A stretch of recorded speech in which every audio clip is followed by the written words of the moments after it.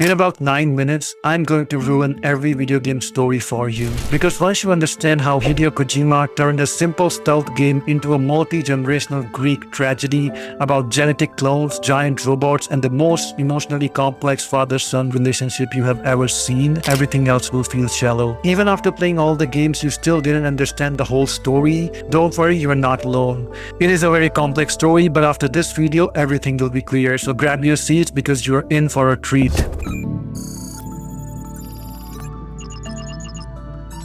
Our story begins not with Solid Snake, not with the big boss, but with a woman known simply as the Boss. It's 1964, the height of Cold War, and there's this legendary soldier who basically invented modern warfare. She's a mentor to a young operative named Jack, but you will know him better as Big Boss. Now here's where Kojima starts flexing his storytelling muscles. The boss gets sent on what appears to be a defection mission to Russia.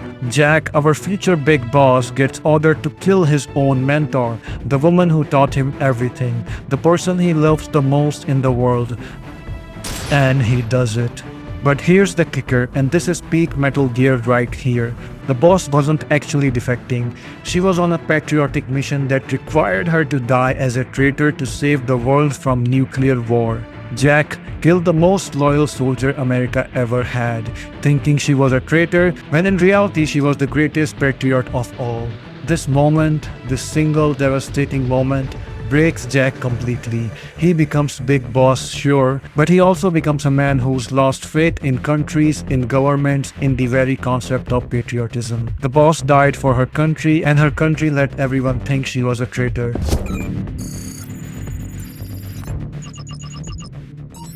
So Big Boss goes off the rails, but like in a completely understandable way. He starts thinking if countries are going to throw away their best soldiers, maybe soldiers need their own country. Enter the 1970s and 80s, where Big Boss is basically running around building a private military company, because apparently the best way to honor your mentor who died for her country is to reject the concept of countries entirely. The logic is flawed, but the emotions is real. But here's where the Patriots, this shadowy organization that makes the Illuminati look like a book club, decide they need an insurance policy. Because what if Big Boss dies? What if they lose their greatest weapon? Their solution? Clone him. And thus begin the Les Infantes Terrible Project, which is French for the terrible children, which should have been everyone's first clue that this was a bad idea. They created not one, not two, but 3 clones. David, who will become Solid Snake, Eli, who becomes Liquid Snake, and George, who becomes the Solidus Snake. I know lots of snakes here, but just bear with me, everything will be cleared. Now the scientists get a little creative here. They give David the recessive genes and Eli the dominant ones. Except, plot twist that won't reveal for decades, they got it backwards. David actually got the good ones, but nobody tells Eli this. So he spends his entire life thinking he's the inferior brother.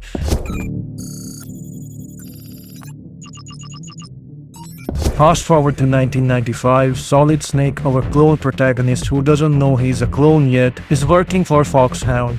His commander, Big Boss himself. His mission? Infiltrate a mysterious mercenary nation called Outer Heaven and stop them from launching a nuclear weapon. Here's what makes this so beautifully twisted. Big Boss is literally sending his own genetic son to destroy his secret base. It's like the most elaborate test a father could give his child, except it involves actual war crimes. Snake spends the entire mission getting advice from Big Boss over the radio, not knowing that Big Boss is literally the villain he's supposed to stop. It's like getting direction to a surprise party from the person throwing it, except the surprise is your father figure has been lying to you this whole time.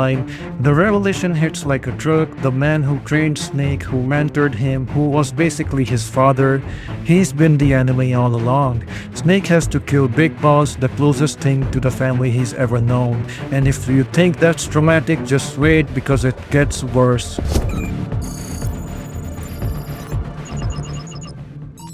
Snake tries to retire after Outer Heaven, goes to live in Alaska, probably spends a lot of time in therapy, but 4 years later duty calls again. And there's this place called Zanzibar Land. They've got new Metal Gear, and who's in charge? That's right, Big Boss is back. Because apparently in the Metal Gear universe, that is more of a suggestion than a rule. This time is personal on every level.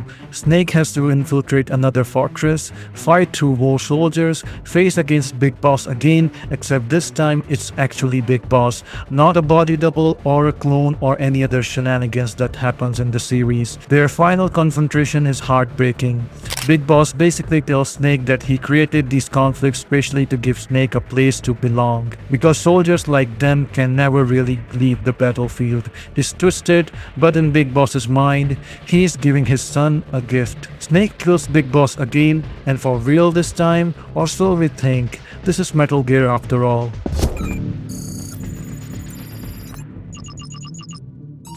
It's 2005, Shadow Moses Island. This is where everything comes together and falls apart simultaneously. A terrorist group has taken over a nuclear facility.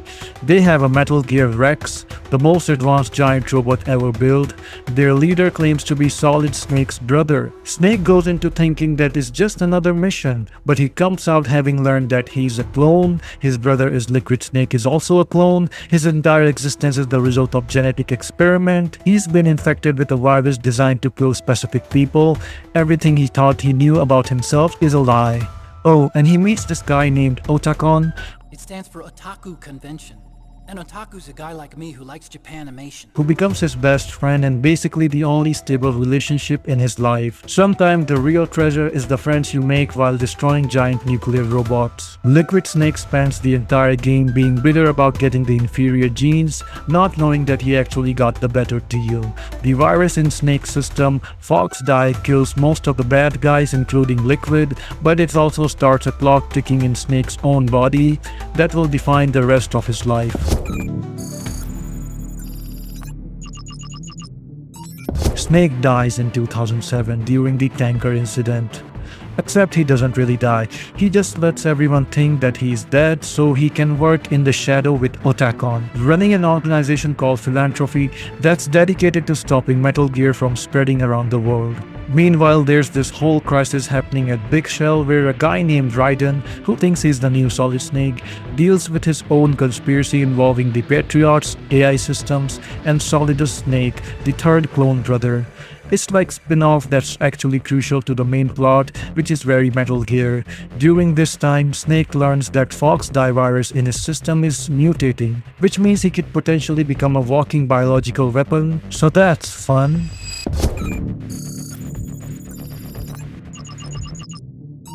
By 2014, Snake was dying. The accelerated aging being a clone has caught up with him. At 42, he looks and feels like an 80s. Medical professional gave him less than a year to live.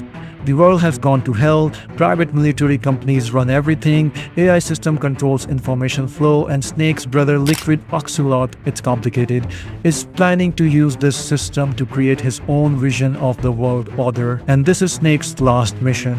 He's old, he's tired, he's literally dying, but he's got one more job to do. Stop his brother and destroy the system that's controlled his entire life.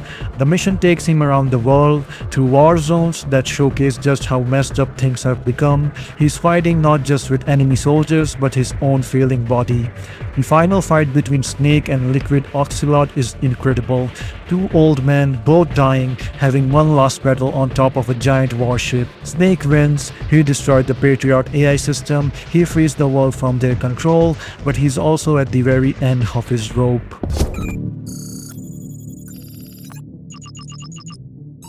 Here's where Kojima delivered one of the most beautiful endings in gaming history. Snake, dying and alone, goes back to Shadow Moses Island, where he learned the truth about himself 9 years earlier. He's planning to end things on his own terms, but then Big Boss shows up. The real Big Boss. Alive somehow, because this is Metal Gear and that is complicated. and one of the most emotionally devastating scenes ever put in a video game. Big Boss explains everything, the truth about Patriots, about the Fox Die virus, about their relationship. He tells Snake that the new strain of Fox Die in his system won't make him a biological weapon.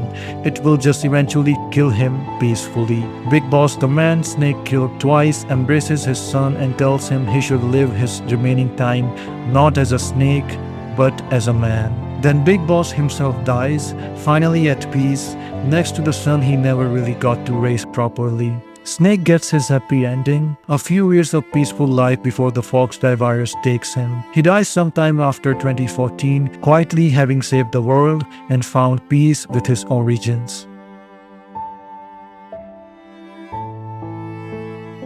So that, my friends, is the complete Metal Gear saga. Hideo Kojima took what could have been a simple stealth game and turned it into a masterpiece. Metal Gear Solid 3 Snake Eater just released, so it felt like a perfect time to make a video like this. Anyways, if you enjoyed the video, don't forget to like and subscribe because that will help me make more videos like this. Anyways, that's it. Let me know in the comments if I forgot something about the Metal Gear lore. I'm making another big video about the biggest game that will release in 2026, so make sure to hit that notification bell. Anyways, thanks for watching guys. I'll see you in the next video. Bye.